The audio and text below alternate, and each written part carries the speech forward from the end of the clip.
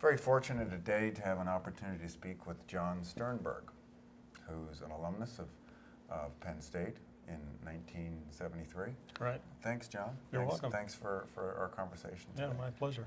I wonder if you could start off by talking about what your life was like before you went to Penn State, and you could take us to your decision to come to Penn State. Oh, okay. What was my life like before Penn State? Well, I was a high school student, had a girlfriend, wasn't really much into academics, quite honestly. Liked to have a lot of fun. I have a twin sister who was at home with me at the time. My older sister had left home. Had quite a domineering mother. That sort of influenced some of my decisions along the way. And but yeah, it was a lot of fun. I had fun in high school, and probably a little bit too much fun. Where did you go to high school? I went to Wyomissing High School, and my decision to come to Penn State, I had applied to Penn State, and actually Penn State was sort of my stretch school. And I had applied to Shippensburg and a couple of other of the state, what they were known back then as state teachers colleges. Now they're state universities. And got accepted to the Berks campus. And so I accepted that and started school there in fall of '65. What was the Berks campus like in '65? It was quite small, and I don't know whether Penn State owned the buildings or not, but it seemed to me that they were like old factory buildings in the Wyomissing, West Reading area. And there were 2 or 3 buildings in a cluster, and it wasn't that big. It was very small. I would say that most of my classes during that first year were just in those 2 buildings. So very, very rudimentary. And what were the range of courses like in Berks campus? Well, it's a long time ago. I'm not exactly sure, but it was sort of what you would expect for freshmen. I remember taking some a chemistry lab course. I remember some liberal arts courses. I don't exactly remember which ones. Probably some introductory math, but that year is sort of a blur to me. I don't remember the exact courses. And the expectation for you was that you were going to spend 2 years at Berks campus? Well, 1 year at Berks campus and then go to the main campus? Yeah, it was sort of a little, yeah, so the expectation was that I'd spend some time there and then go to the main campus.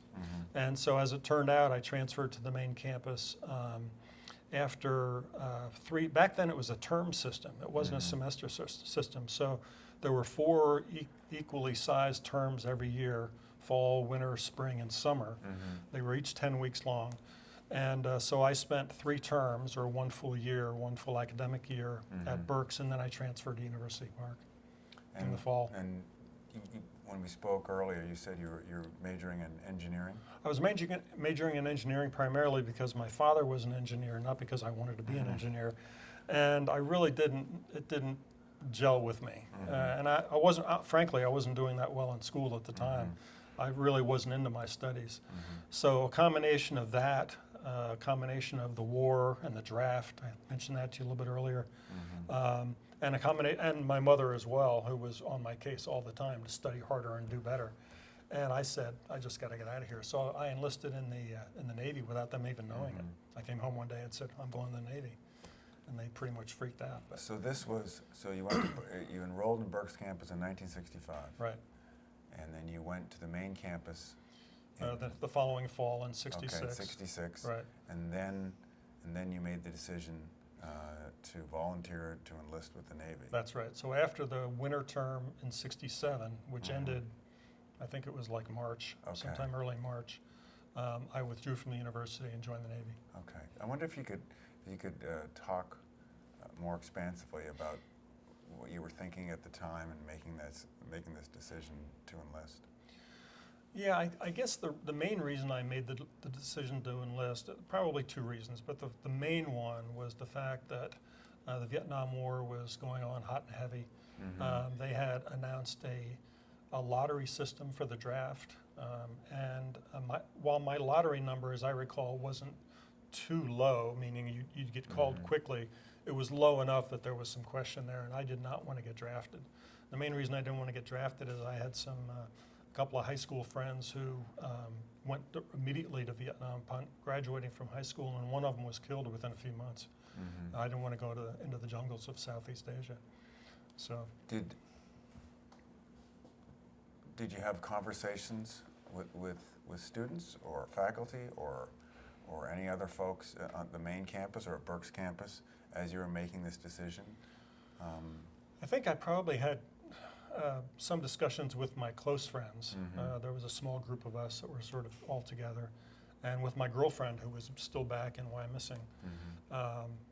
But I didn't have a lot of conversations. It wasn't a very political atmosphere that I found myself in. We were all just, having fun and going to class. This is at Penn State. This is at Penn State, yeah. That sort of takes me to the. I'm trying to think about the setting as you're making this decision.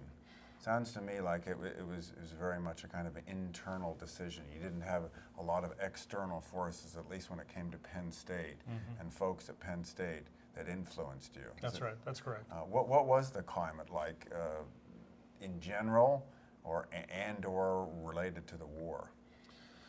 I think the climate generally was somewhat apathetic, as I remember. We did not every day or every week go out and protest. That wasn't part of what we were doing. Certainly not my group. Now, there may have been groups doing that, but I do not recall that Penn State was aflame with protest at that time. I think that came a couple of years later, actually, when I was in the Navy, I think is sort of when it exploded a little bit more. But I think mostly there was worry. A lot of young men were worried that they didn't want to go to war. We certainly didn't understand what was happening in Southeast Asia. And as it turns out, our political leaders were lying to us about some pretty basic things related to that war.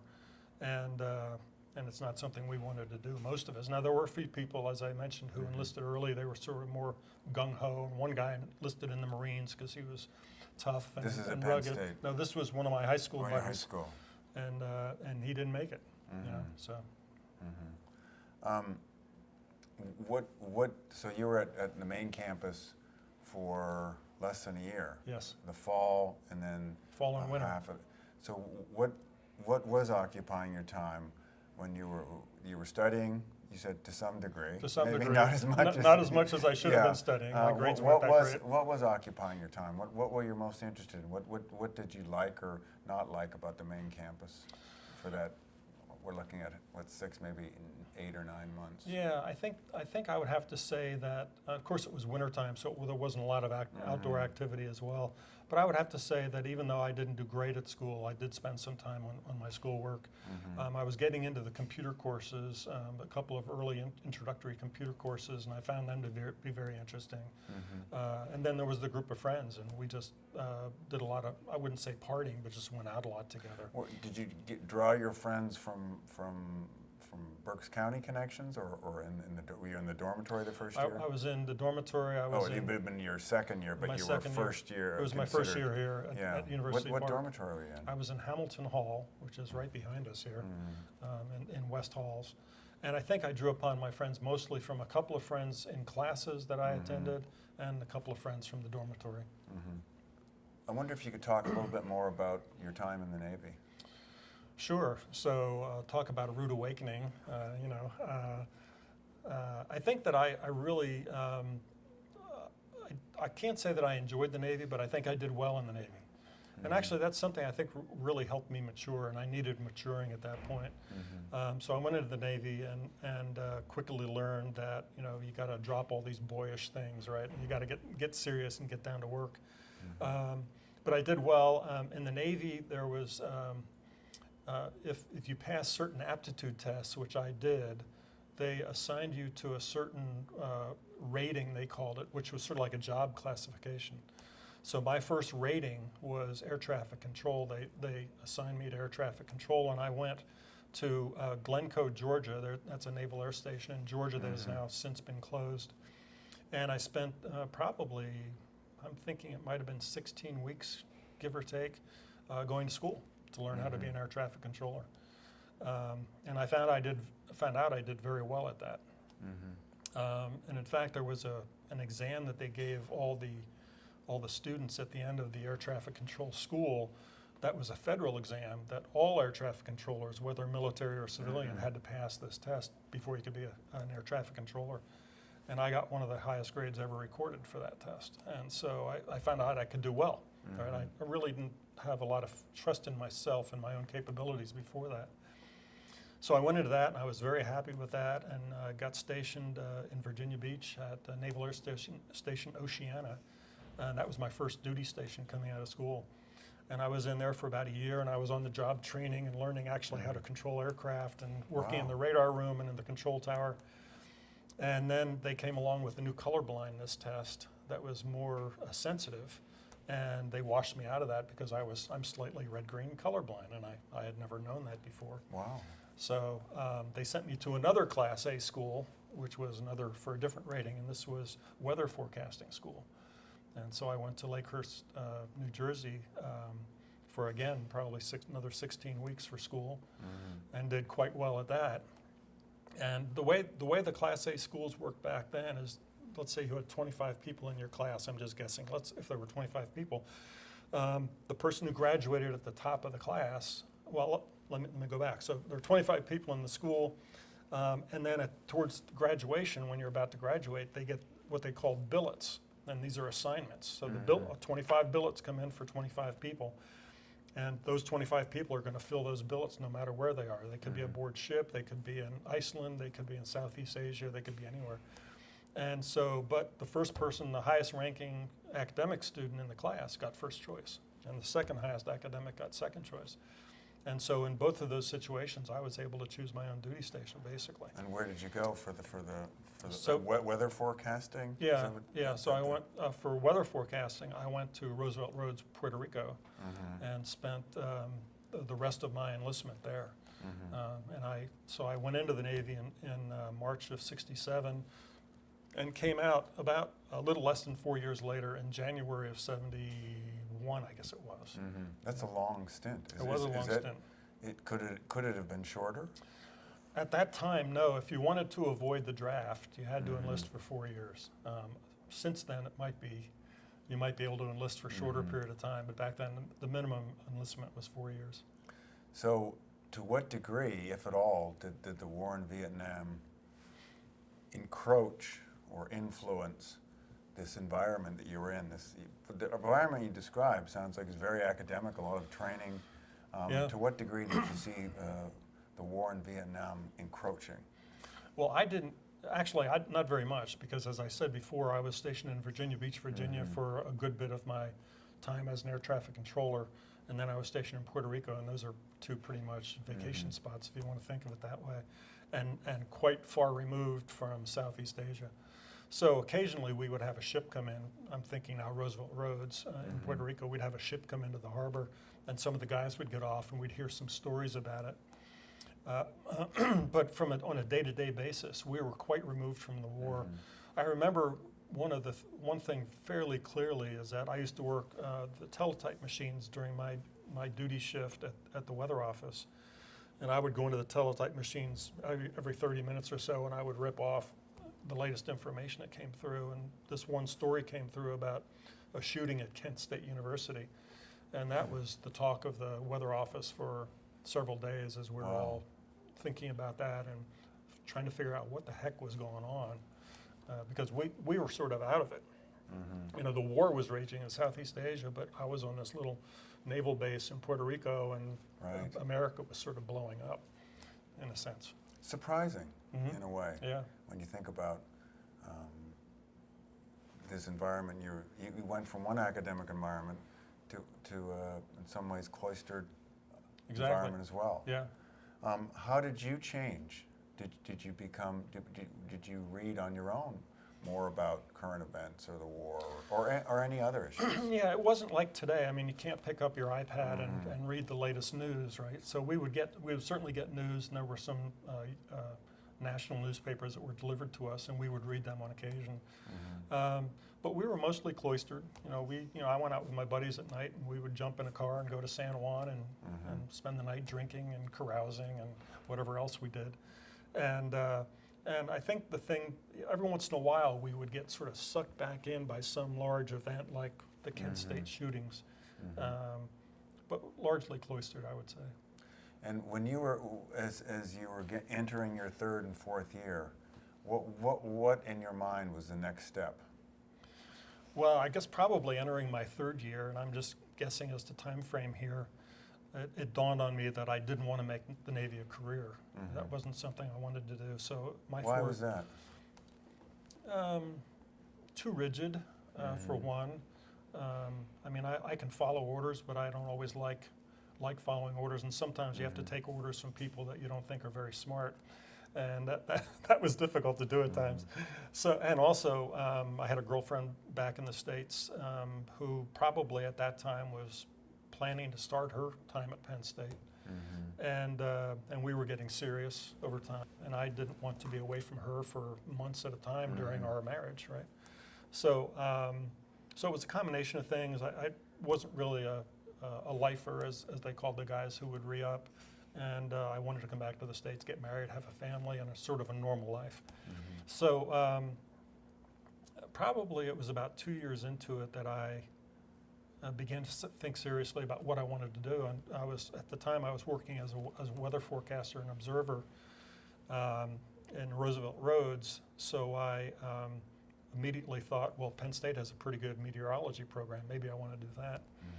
And the more I thought about that, the more actually it sounded pretty good. And I was actually planning to do that. And then sort of on a whim, another friend of mine and I enrolled at the Inter-American University that was on base at Roosevelt Roads. I don't know if that university still exists or whether anybody knows anything about it anymore, but they offered an introductory course in electronic data processing. That's what they called it back then. And that was my introduction, true introduction to computers. And so I really got interested in that. I took that course and really loved it. And sort of in my mind over a few months, I decided to change my direction and decided to come back to Penn State at the end of my enlistment and enroll in computer science, and that's what I did. So that was in fall of 1970, 1971? Yeah, I got out in January of 71, and they were still on a term basis. So it was the spring. I started in the spring, which probably would have been like April of 1971. Tacey and I had been married the prior year, and she came down and lived with me in Puerto Rico for about 9 months until I was discharged. And we both came back. She was enrolled in Penn State and was close to graduation at the time we got married, and she withdrew, got married. So we both went back to Penn State and resumed our studies. And I think she only had either 3 or 6 months of school left. She graduated and got a job teaching, and I continued with my studies. So until you I entered graduated. Penn State for the second time in 1971. Right. You were 23 or 24 years of age. Yeah, probably 22. And you were yeah. married. Yeah. And you had spent 4 years in the Navy. Right. You were a different person I was than totally, that first John SternBergh I was totally Penn different. State, wasn't it? Yeah, yeah. How are you different, and what was it like? Where did you live? Did you live in a off-campus housing? No, yeah, we did. There's a little apartment building on South Garner Street. You go from what was then now Babies, that little restaurant called Babies. You go up the hill past the church, and down at the bottom of the next hill on the left is it's still there. I think it's called Carlton House Apartments, and that's where we had our apartment. And so Tacey graduated after a few months, and then she got a job teaching in Bellefonte. Oh, that worked out. Worked out well. As it turns out, one of her father's best friend was superintendent of one of the local school districts, not Bellefonte or State College, and he basically got her a job in Bellefonte. So we lucked out with that. And so Tacey taught while I finished school. So what was the second iteration of Penn State Much like different. compared to the first iteration? Night and day. I was really serious. I mean, I had seen how the enlisted guys lived and how the officers lived, right? And I knew that getting a degree at Penn State would make me sort of a civilian officer. I would be able to get a better job and better salary and all that. So I worked hard at it, and I love computers. And even today, I still love computer technology. I fiddle with it all the time. But yeah, I did very well. I can't remember what my grade point average was when I left the first time, but it was pretty bad. And for my last couple of years, it was virtually straight A's with an occasional B. So I was really motivated, not only by the need to get a degree, but I was also motivated because I liked the subject matter. So. Computer science, at this point is pretty fresh and new as a Yeah. field of study. Yes. What was it like at Penn State when you were there? It was really fun. I would say there were a few courses that didn't hold my attention, but for the most part, it was a lot of fun. And the classmates that I had were also equally motivated and interested in it. We had some excellent professors. I can't remember all their names, but I think I mentioned you earlier. One guy in particular, his name was John Massey, and I believe he was a teaching assistant when I first took my first course with him. And by the time I graduated, I was doing level 400 special projects courses with him. And I believe at that point he was an assistant professor, and he went on to become a full professor, as I remember. So that was a lot of fun. It was exciting. It was new. It was cutting edge technology. It was a very practical curriculum, a little bit of theory thrown in, but it was mostly practical. And it really, I used to tell people early in my career that Penn State did a great job preparing me for a job, because I had so much hands-on experience with programming and designing and debugging software and implementing and all the things you need to know how to do when you go to school. Did you have to take a range of courses otherwise? Yes. Largely, I remember taking speech class and psychology and history class. Can't remember which history class it was. So yes, it was largely science and computer engineering, as they called it back then. But there were some liberal arts. What was it about this professor that sticks with you still? Well, I'm sorry, what's the gentleman's name? John Massey. Massey. I believe he still lives in California at this point. He was amazing. He was absolutely brilliant, just brilliant, and he was a good teacher. And sometimes you can get a brilliant professor who isn't a good teacher and sort of doesn't jive, and sometimes you get someone who is personable and you like listening to, but not really that brilliant. But he was a combination of the two. And he and I sort of hit it off. There were a couple of guys that I was friends with, and he had these special projects. He actually developed a teaching program a piece of software for Penn State that was used at Penn State for probably 10 or 15 years, and it taught people how to write programs in IBM assembly language, which is the lowest level language above the hardware. So, we were loading registers with a value from that address in memory, and it was very low level programming. And so he wrote this interpreter that helped people learn that language. And in those 400 level courses, a couple of us would work with him on improving that interpreter. And that was just Sounds amazing. very practical and hands-on. Yeah, it was wonderful. What were your classmates like? What backgrounds did they have? There was a profile of a computer science student back then? Honestly, or a set of profiles, overwhelmingly male. Overwhelmingly Was it male. entirely male? I cannot remember a woman in my courses, but it doesn't mean there wasn't one, but I can't remember anyone. I would say that we were a bunch of, by today's standards, we were nerds. And we were all interested in the technology, and we spent a lot of time talking about it and working together on projects and things like that. I don't know much about their backgrounds. I can't remember much about their backgrounds. I do remember there was one fellow who was blind and had a guide dog, and I always was amazed that he could learn how to program. And he would read the tape coming out of the key punch machines. It was all in Braille, and it was really quite amazing. But the rest of the guys, I would say, we were just a bunch of nerds who liked working with computers. How about the non-computer science side? Were you more political that second stint? I think that I would say I was more aware. We were terribly disgusted with Richard Nixon. I remember there was a lot of political discussion and meetings and discussion about him, and a lot of derision, quite frankly, when we'd see him speak on TV. We knew every other word coming out of his mouth was a lie, basically, and it was so to that extent there was a lot of political involvement in what was happening with the federal government. There was not a lot of anti-war activity that I was directly involved in during that second stint. I think that I did see some, going to classes and things like that. I would see small groups gathering on campus, but I never really participated in those demonstrations or those rallies, whatever you want to call them. And then there was this one time, I think in May of what was it, 1971, I guess, that there was a very large rally being planned, and it was advertised all across campus. And so I picked up my camera. It might have been a Saturday, it might have been a Thursday, I don't know what day of the week it was, but I followed that demonstration around campus. As I recall, it started on Beaver Avenue, Beaver and Allen, something like that, and it wound around, went down College Avenue, and ended up on Park Avenue in front of the president's driveway, the driveway going into the president's house. And then they sat there for a few hours, and I just followed the whole thing and just snapped photos during the march. The state police and the local police were out in force. The state police, some of them were mounted, and they actually had brought buses of state policemen in from other parts of the state because they were worried about an all-out riot. As it turned out, there were no riots that I saw. No fighting, no overturning cars or burning anything.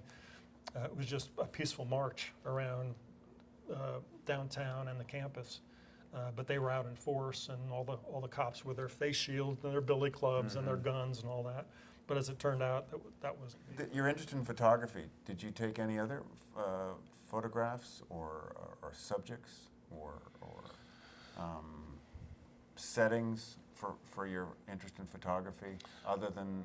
Yeah, so I played with photography a lot, and I was mostly experimenting with it. And photography back then was much different than it is today with all the digital cameras and memory cards and batteries and all that. And so I had a little Nikon, it was called a Nichromat back then. It was a little 35 millimeter camera. And I would do all sorts of different photography. And during the, I guess it was around October of 1971, and this was still during the war in Vietnam. But after those protests in May of 71, there was still a lot of question about whether there would be peace. There were still demonstrations going on in various parts of the country. And so I carved a pumpkin at home. I just bought a pumpkin, or my wife and I bought a pumpkin, and I carved it. And the eyes were peace symbols, and the nose was a question mark. And strangely, and I often wonder why I did this, it was a normal smiling pumpkin face. I'm not sure whether it should have been smiling or not. But I took that, I liked the photo. So I carved the pumpkin, I put a candle in it, turned out all the lights at night. And so took this, basically a silhouette photo, and all you can see are the eyes, the nose, and the mouth. And I submitted that to the Collegian and said, if you guys want to publish this for Halloween, feel free. And they did. They put it on the front page. So, and I think I'll be happy to send you a copy of that if I can find it on my computer. And I asked you this question before, what's the message here? Is the message one of indecision, or is it more political? The message. It was not the image that you've created and photographed. Well, certainly I was not, as I said before, I wasn't all that political. But there were there was a growing sense that this war was wrong, and that we shouldn't be in Southeast Asia. And so, but there was still a lot of question: were we going to get out of Vietnam? At that point, we didn't know. So it was more of a question, really, that I was trying to ask with this image, and so they published it, and I knew a fair number of people on campus. I mean, this is a big place, maybe 50 or 100 people were my group of people that I knew, something like that. And no one ever mentioned a thing about it. Maybe they saw the photo and didn't see the John SternBergh caption on it, but no one said anything about it, which was sort of interesting. But that was my claim to fame. That was my only photo that's ever been published. That's not entirely true. I did get one wildlife photo published in a children's magazine. So you graduated from Penn State in '73. Right. Okay. And then where did you go from there?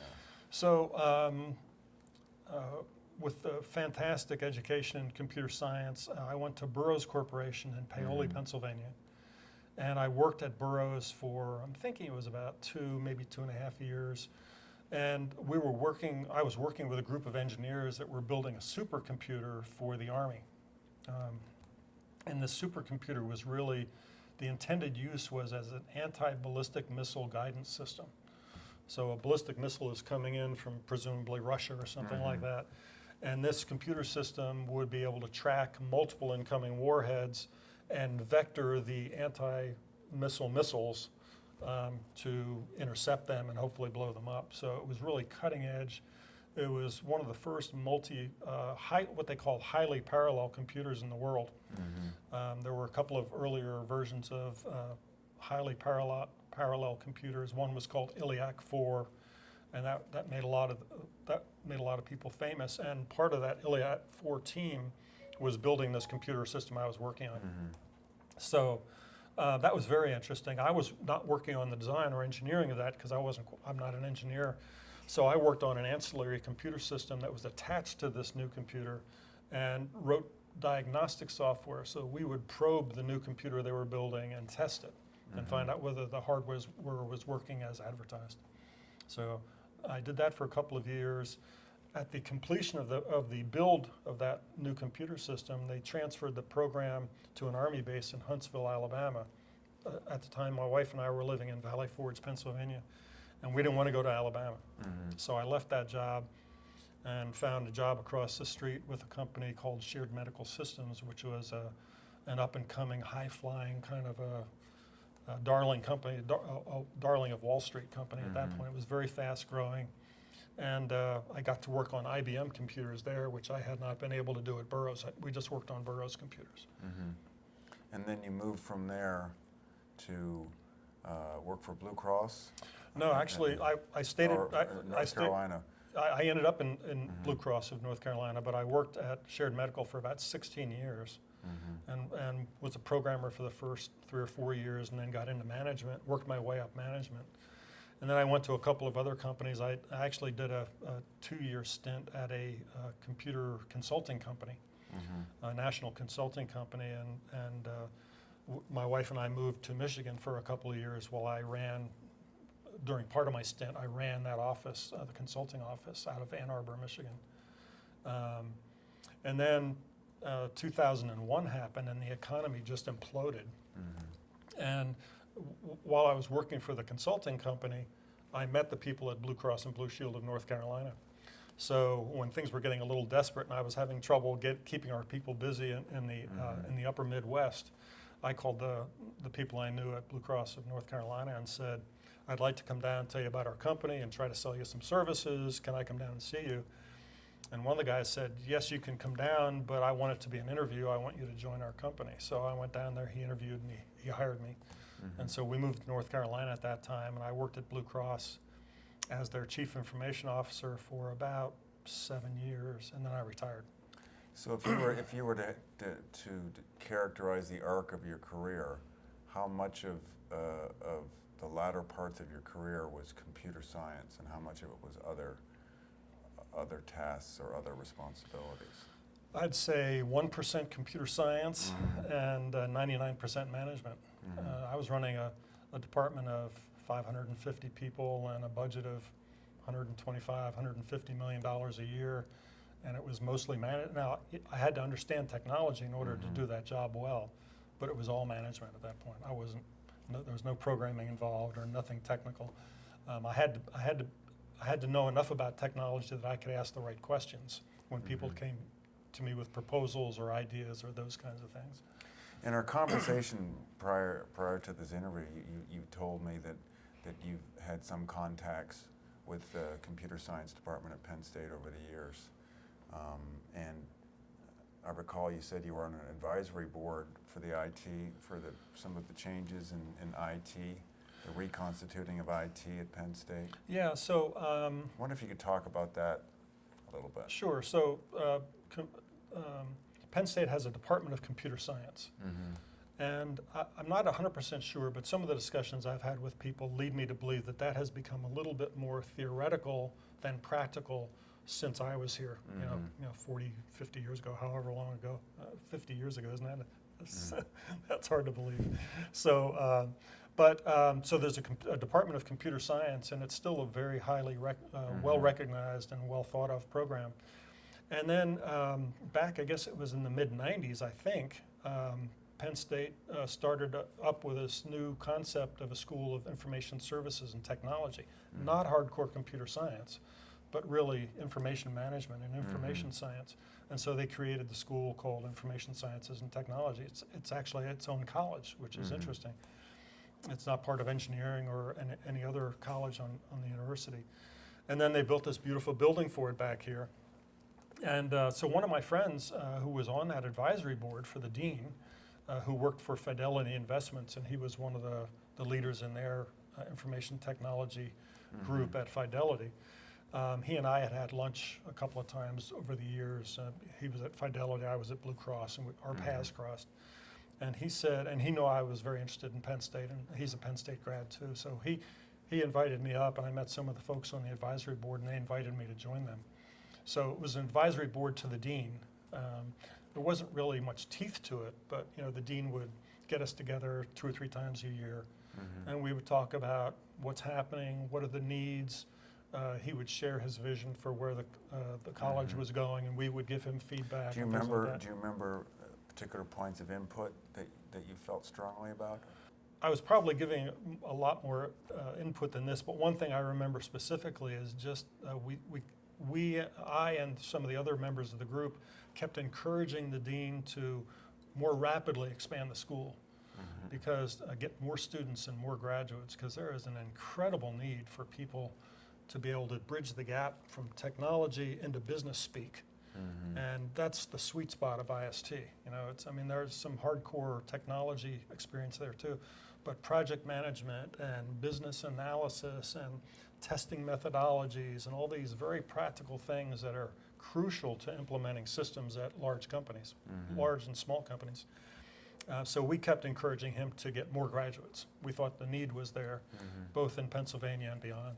Have you kept up with the school in the last couple of years? I haven't really. I've sort of lost touch with them. Life happens, and grandchildren are born, and things happen. So I haven't really kept up with it very much. I wonder if you were fortunate enough or I was fortunate enough to have you in the first time I taught the Penn State history course. So what I thought you could perhaps do near closing our interview is talk about the Penn State of today. You had hopefully the good fortune of being in a classroom 3 times a week, 2 times a week with undergraduates. You visit the campus a lot.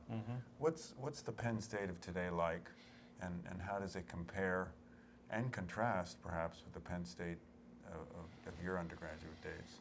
Yeah, I don't, from an outsider's perspective, because I'm certainly not an insider here, I loved your course, and I've sat in on a couple of other courses. There was an astronomy course last year that I sat in on a few of their classes.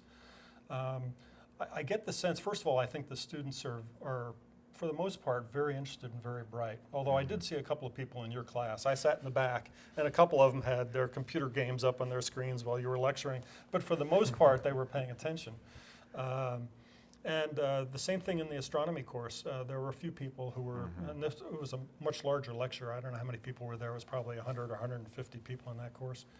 And but they're very serious. They seem to be very, very serious, taking notes. Every once in a while you'd see a phone. Someone really interesting. I never saw this before. Someone would the professor was showing a slide, and they'd lift their phone up and take a picture of the slide from back in the back of the room. They'd take a photo as part of their notes, which was an innovative way to do it. Yeah. But I think Penn State, it's certainly bigger than when I was here. It's more modern.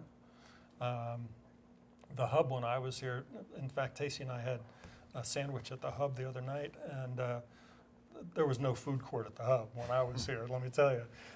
You were lucky if the vending machine worked.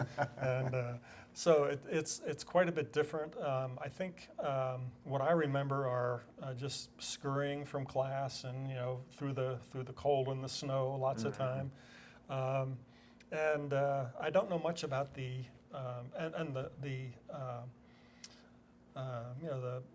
activities are similar. I think in some ways there's probably a lot more intramural kinds of activities that are available now than there were.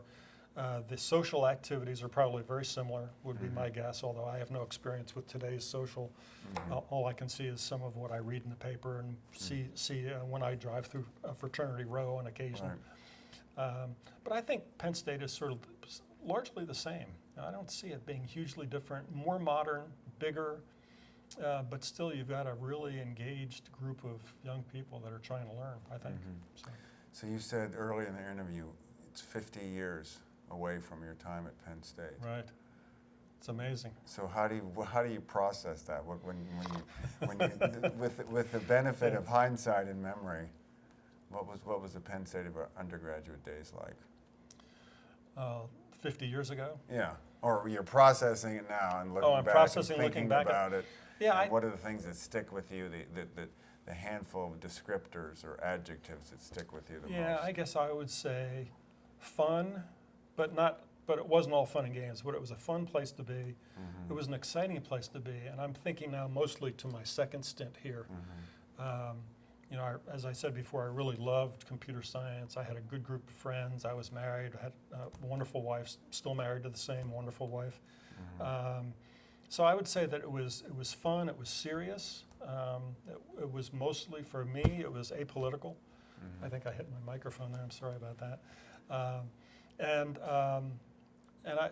The only thing I guess I wish I had done differently at Penn State is I wish I had taken advantage of more of the social and sports activities. You know, I only went to like one football game when I was a student here. I remember spending weekends in some of the classroom buildings. I would find an empty room in one of the classrooms, and I would just do math problems around the room on the whiteboards or chalkboards or whatever they were back then. And I wasn't going to football games. And I wish I had taken advantage of more of that. I enjoy football more now than I did back then. But it was a great place then. I think it's a great place now. Well, thanks for the time, John. You're I welcome. enjoyed talking to you. I enjoyed it too. Thanks again. Thanks, Mike.